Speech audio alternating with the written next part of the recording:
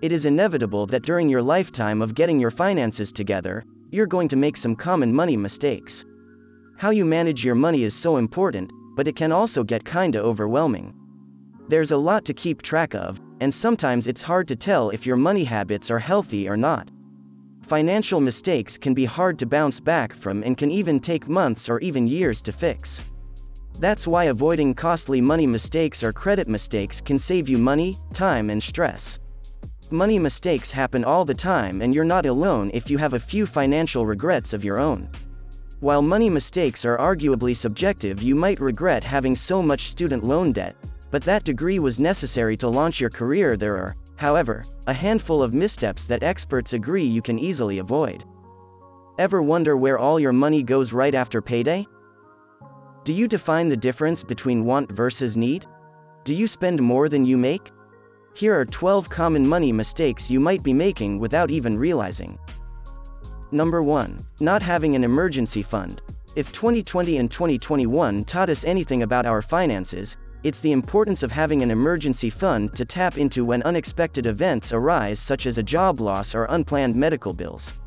When you don't have any extra cash set aside, you're forced to use expensive ways to finance your life. This can include racking up high-interest credit card debt, taking out a cash advance, or relying on payday loans. Accessing many of these financing options will also be tied to what kind of credit score you have, says Leslie Tain, a debt relief attorney at Tain Law Group. Your credit score helps lenders decide how much credit to give you and what interest rate to charge you. If you have a low score, you might not get the best rates. If you're just beginning to build up an emergency fund, Tain suggests starting off small.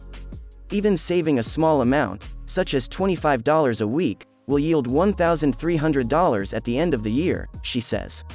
Other financial advisors recommend using any financial windfalls, such as a stimulus check and/or tax refund, to kickstart your emergency fund if you have your basic needs covered. Not all financial advisors agree on what to do if you're juggling high-interest debt and trying to save for an emergency fund.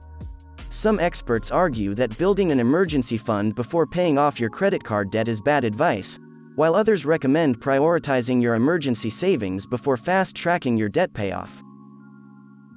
Number 2. Getting behind on your payments. When you fall behind on your house or car payments, you can create a cycle that is hard to break. You will end up paying late fees and other charges each time you fall behind. It may also damage your credit score, which can affect your finances in the future. The first thing you need to do is catch up on your late payments and then address any spending, budgeting, or income issues that have caused you to fall behind. Then work to stick to your budget so this doesn't happen again. Number 3. Using a credit card to purchase a high-price item. Credit cards are good for a few things, helping you establish credit. Emergency purchases, getting reward points or cash back. Having a credit card can be tempting for a lot of people, especially if you have a decent limit on your card. But this is what gets people into serious financial trouble.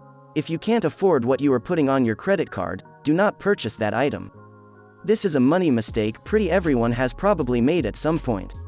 You don't want to carry a balance because you can be slammed with high interest rates, which that money could have been put to better use. Of course, there are emergencies that may leave you with no option. Life happens, but make sure you pay it on time and try to pay it off as fast as possible. Before we continue, I will appreciate if you press the like button.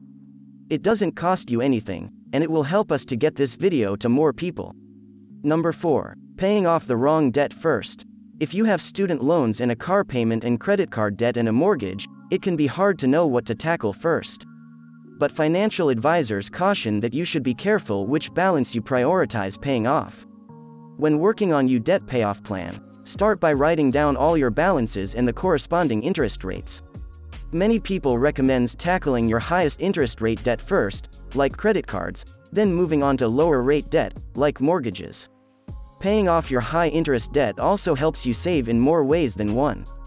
It's impossible to save money when you're paying more in interest fees on debt than you are saving each month. Number 5. Grocery shopping without a list can be an especially big money drain. If you're anything like me, You probably wander around the grocery store 3 times grabbing random stuff until your basket is full and worry about meal planning later. But this is one of the worst ways you might be blowing your budget without even realizing it. Instead, people recommend looking at what's on sale each week and planning your meals around those items.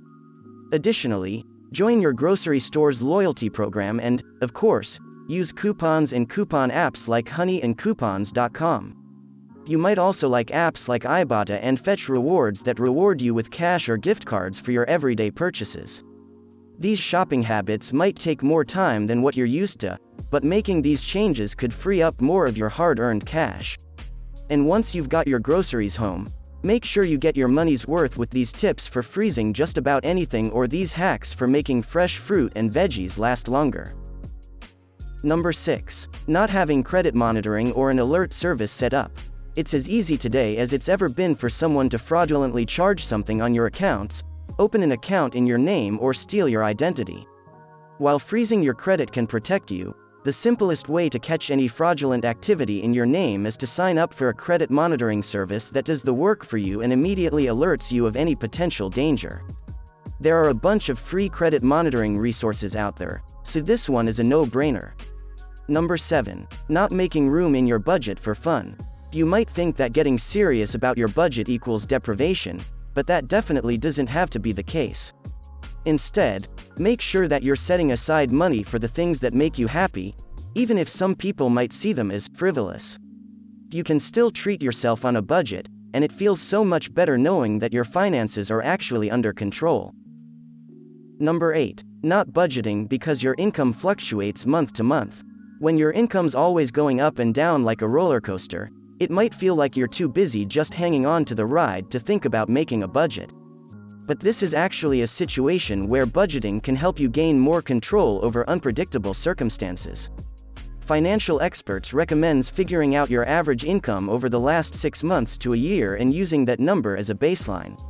In months where you make more than this average, stash as much of that surplus as you can in your savings. That way, when you find yourself in a lower earning month, you have a cushion to help you through.